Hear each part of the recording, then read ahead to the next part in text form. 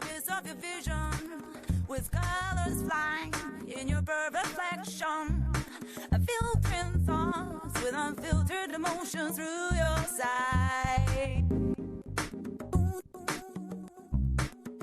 Untainted sight with 20/20 heart. Your blinders up, the windows are unmarked. Your trust in good is what sets you apart. Don't let it go. No, no, no, no.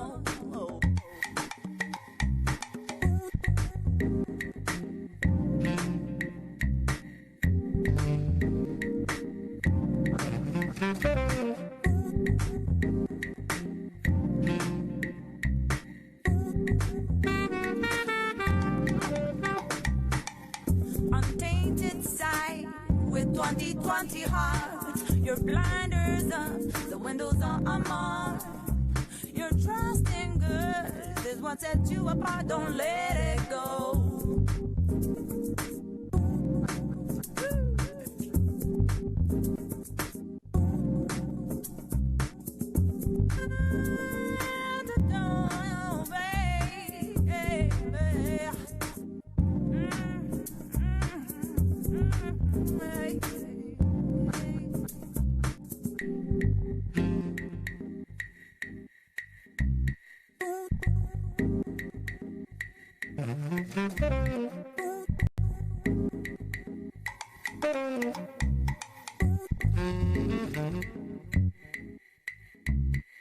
I can feel them as I see how your eyes see him, living vicariously.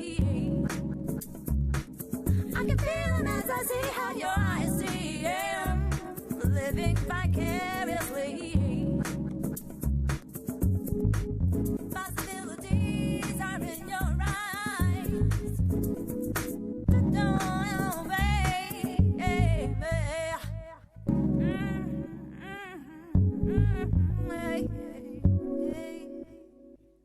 I can feel him as I see how your eyes see him, living vicariously.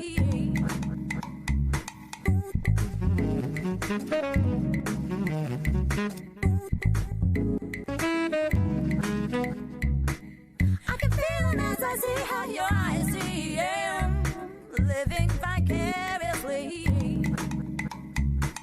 I can feel him as I see how your eyes see him, living vicariously.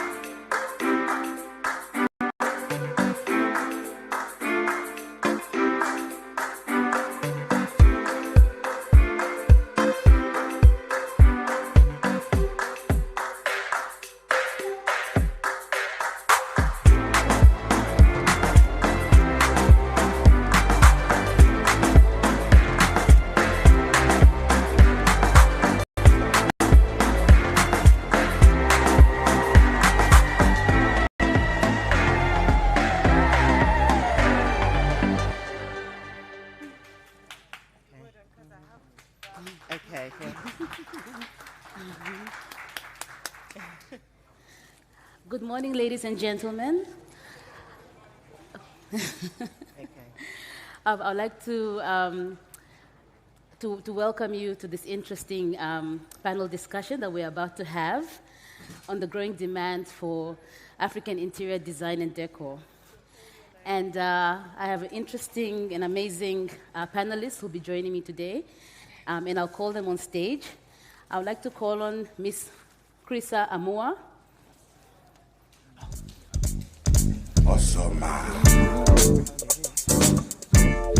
Mr. Tete from Ghana.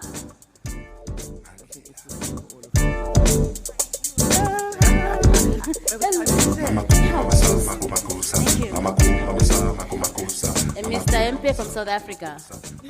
Take a seat, sir.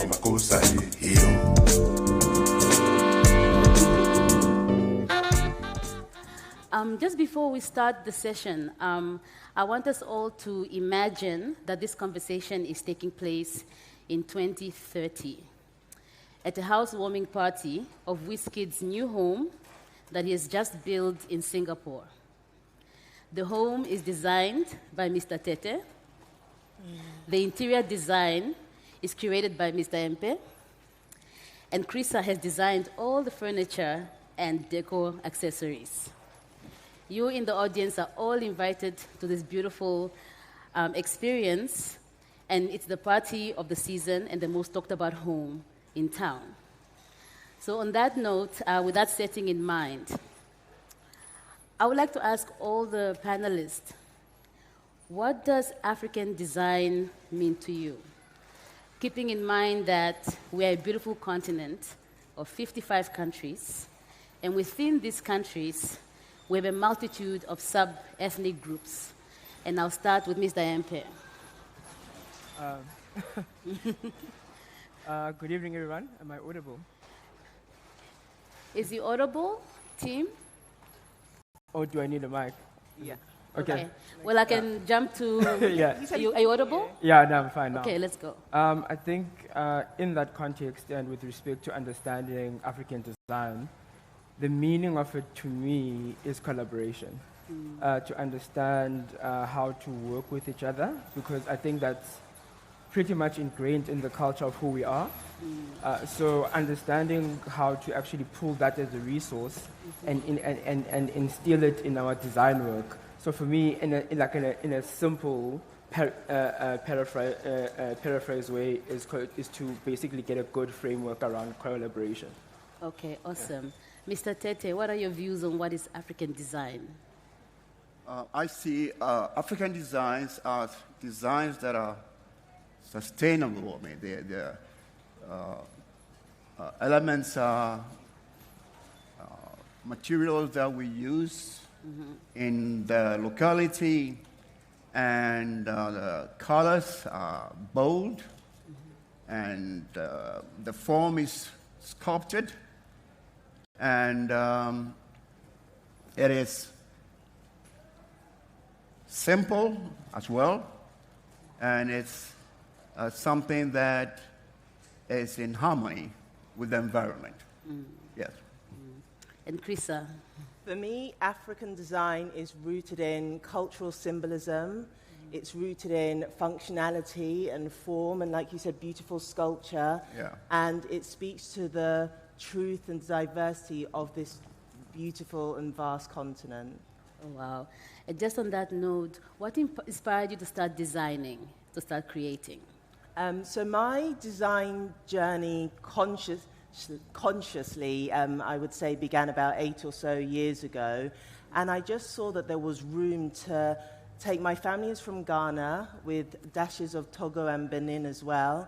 And I just saw that there was room to incorporate Ghanaian symbology known as Adinkra into interior spaces in an intentional way that seeks to, for those that may not be familiar, Adinkra are a collection of symbols that have existed for centuries, whose intentions are to encourage our personal and social well-being. And I just saw that there was a really powerful opportunity to incorporate these symbols, make them relevant for 21st century living into our personal living spaces in a way that, you know, consciously again or subconsciously seeks to empower us in our homes and domestic living spaces. And for me, that was very important. Your home should be somewhere that feeds your soul and nourishes and nurtures you.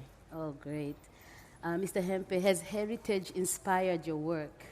I think in a very deep way, because it's an inward way of looking out, because it's how do we actually embody ourselves through our work. So in terms of heritage, having good stories and good narratives that come across, so that also we've been people who tell stories through word of mouth, but now how do we adding those stories into the work, into the physical things, where things that are going to outlive us to a large degree. When someone is asking a question, oh, what inspired this piece of work 10 years, 10, 20, 30 years down the line? there's a story around it, so it brings back a connection with storytelling, heritage, and how to actually integrate and facilitate dialogue through work, whether it's architecture, it's interior, whether it's furniture, so that thing is always there, because the versions of what we are looking at are very Eurocentric. You know, they don't have actually any symbolism per se to us. So then how do we actually build that into the system, like what Cherish was saying now? How do you build that into everything that you do and keep that narrative going throughout? You raised a very interesting point about, you know, our heritage and our design influences and inspirations. And I was just wondering, you know, what framework do we need in place to maximize our economic value and also minimize cultural appropriation? Okay, I think in the biggest challenge, because working in spaces of cross different dimensions, because I'm a multidisciplinary person, I think the biggest thing is putting a framework around procurement. There's no clear way of actually how to source things. There's no clear structure of actually how to develop product. So for me, in terms of trying to maximize the value chain, it would be good to have good framework around procurement. Like, for instance, through the work I do to like sustainability, there is, for instance, a chain of custody certificate for timber. Similar framework could be put in place for certain craftsmanship techniques that will actually still be aligned with the people. Where, for instance, everything in our, especially in the space of craft and design and curated work, where everything is becoming machine-based, becoming cheaper. People are losing skills in terms of actually handwork.